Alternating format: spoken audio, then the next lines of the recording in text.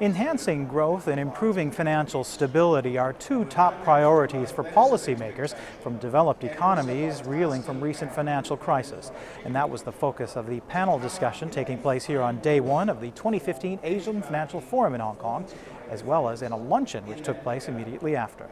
This slower adjustment has implied a slower recovery in lending volumes and a slower, let's say, growth in the economy as a whole. So my impression is that actually that's the challenge, to make, when you have a crisis, you have to bite the bullet and to make the adjustment as fast as you can to put the banking sector again in a position to support the real economy and move ahead. And the longer you take, the longer you take to make this adjustment, the more difficult for the economy to recover. I am rather optimistic that Europe is on the way out of the crisis, that with a boost to investments, with the falling oil prices, a accommodative monetary policy, and on top of it, a good set of rules around the banking union, Europe will be a strong partner for the coming years. If you look at the long term, the benefits to the economy of having proper stability processes and mechanisms in place far outweigh the short-term costs of a particular piece of regulation. But at the same time, it comes with a caveat, and that caveat is to ensure that those regulators are accountable and transparent to the public through an agreed set of benchmarks and key performance indicators, which are then used to justify their performance and their efficient administration. That we see in Europe a stark contrast with the United States, where 75% of financing comes from non-bank sources. And this illustrates the need, particularly amongst SMEs, for the European Union to move away from over-reliance on just the banking system for lending into the real economy.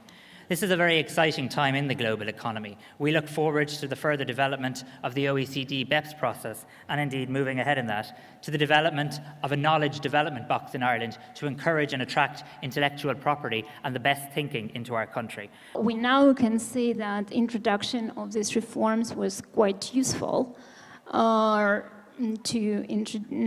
it allowed us to introduce this monetary policy which I'm speaking about. Because definitely for financial system it's not an easy situation. But in the last couple of years, the Bank of Russia increased banking supervision, and we are introducing capital requirements and some other Basel III requirements. And I'm sure that if we haven't done that, it would have been much more difficult for our financial sector to smoothly go through this situation. Monetary policy can certainly be used to buy time, and that's probably a good thing in itself. But having said that, first best is actually to clean up the banking sector and get on with it. And if you're unwilling to do that, monetary policy can do its bit, but that doesn't mean that the banking sector will heal by itself. So you will always be better off cleaning up the mess sooner rather than later and get on with it and take it from there. You come to the right place in this part of the world, Asia, Hong Kong, Singapore. You do have surplus capital, a lot of them, seeking opportunities for investments, productive investments, long-term investments. And I think this is where the AFF would be able to play a role, where we have this exchange, and then a lot of our capital, surplus capital, would be quite happy to find a way to Europe if you do present those opportunities for them. For the US economy, I would say all the stars are aligned. Another way of saying this, the two types of headwinds are basically not playing a major role. The legacies are largely gone. The banks are in fairly good shape.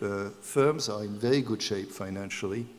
The fiscal debt is high, but not obscenely high. Housing is steadily improving.